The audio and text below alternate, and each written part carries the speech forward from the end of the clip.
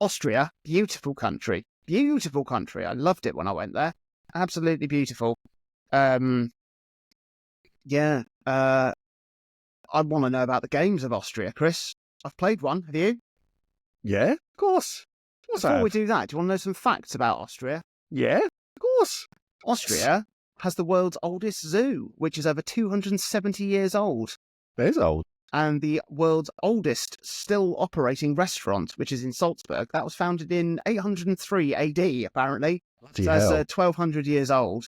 They still haven't replaced the candles. The first postcards came from Austria, and the first woman to win the Nobel Peace Prize was Baroness Bertha von Suttner, an Austro-Hungarian. That's boring. It's about a woman, isn't it? Those two facts are really dull. Cut them out, and then for some reason they're back in. Bloody Apple AI. I know, right? Yeah. Most famously, as we found out actually in our first stop of our Around the World in 80 Games tour, Danish pastries are from Austria. Yes, I forgot that. Yeah. And of course, it can only be known as a Viennese whirl if it is a delightful buttery biscuit sandwich filled with jam and cream, if it is from the Austrian city of Vienna.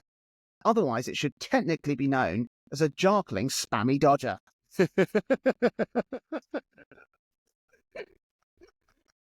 Oh, I don't like jammy dodgers. I think they're incredibly overrated as biscuits go. They're one of the few mainstream biscuits I can have. They don't have milk in. No milk solids. Yeah. Well, so I like them. Well, there we go. What are the games? The Austrian games, Chris? Oh, interesting mix this month. Prior to the year 2000, it's actually quite hard to pick out any kind of mega hits from Austria. Some of the Anno games, the strategy games we mentioned when talking about Germany, were developed in Austria. You've got a swathe of Amiga and DOS games from that era that I'm sure someone is very, very passionate about, but that someone, unfortunately, on this occasion, is not me.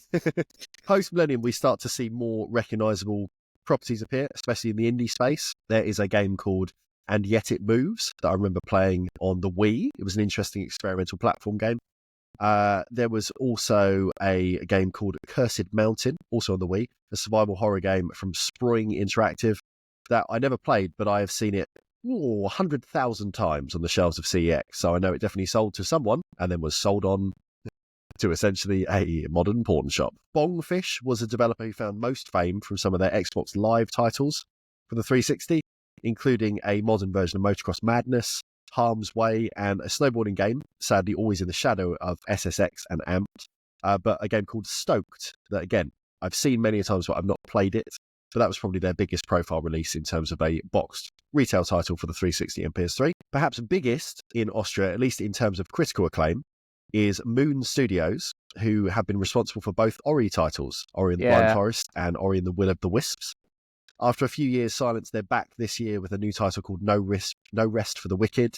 It's unrelated to Ori, but shaping up to potentially be something quite special. I'm sure you've got your eye at least half on it because of your love for the Ori franchise. Yeah, love them.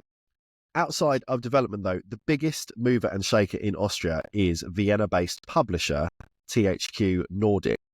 Now, the timeline of this particular mega publisher has been pretty storied, with it beginning as just Nordic Games in 2011, before gradually absorbing the corpses of other publishers and subsidiaries until it reached the point today, because of burping, where, under the Embracer umbrella, it collectively owns the licenses to quite literally hundreds of titles.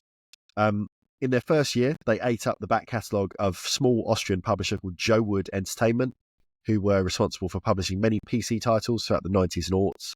Most notable IP is probably things like the Painkiller series, the Gothic series, the Spellforce games. Not massive, but big enough that people know them. This purchase also included the full catalogues of already conglomerated Dreamcatcher Interactive and the Adventure Company, responsible again for a whole swathe of point-and-click titles primarily. A lot of them licensed games based on properties like Agatha Christie and Sherlock Holmes, and they released a lot of shovelware for the DS as well. But that suddenly, day one, was all part THQ Nordic. Now, it's worth noting that to publish does not mean to develop, and as such, the bigger, wider back catalogues of these fallen publishers are not explicitly Austrian games. But I think it's an interesting perspective to take for a change because of how condensed the industry has become in terms of rights holders. And we are in 2025 we're in now, getting dangerously close to the old Hollywood model where 5 or 6 studios literally control every single property being made. Yeah. And THQ Nordic under Embracer are right in the mix as one of the most dominant hands in the business right now. So not content with that original 2011 stable, Nordic would go on to acquire everything ever published by THQ in a bankruptcy buyout in 2013. That meant that overnight, the newly merged and now titled THQ Nordic were suddenly the keepers of Red Faction and Darksiders and all the ATV and MX motocross racing games and about 1 billion other often licensed properties and titles. Not content with all that, a few months later they would also scoop up the Desperados franchise and the Jonathan Dunn favourite Silver from Atari, just for a laugh. Yeah. Since then, the group has continued to add to their collection any time weaker publishers wobble even a little bit, and eventually split and rebranded and whatevered, I don't know what you call it, to birth the Embracer Group fully. Although Embracer are headquartered officially in Sweden, their Austrian roots in Nordic were the snowball that started rolling and growing to produce the ridiculous behemoth they now are. And it's actually quite frightening to realise just how much of the modern games industry sits within their roster. If we eventually get to Sweden with this series, we may need to pull a double episode.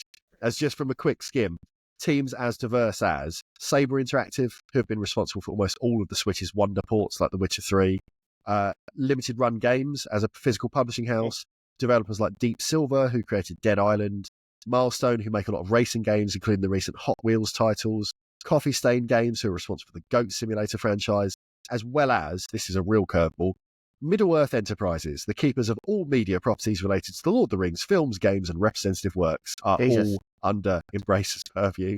So, yeah, it's quite scary. The way that things have kind of merged like that, everything sits under about 4 different roofs. Sony are buying studios left, right, and centre. Microsoft are doing the same with Xbox studios, things like that. There's not that many independent groups anymore. So, yeah, don't know what that means for the future. Not a lot of chance to make it as an indie, maybe. Or just that you get eaten by someone else and then you make it as an indie within a bigger project like old Dave the Diver.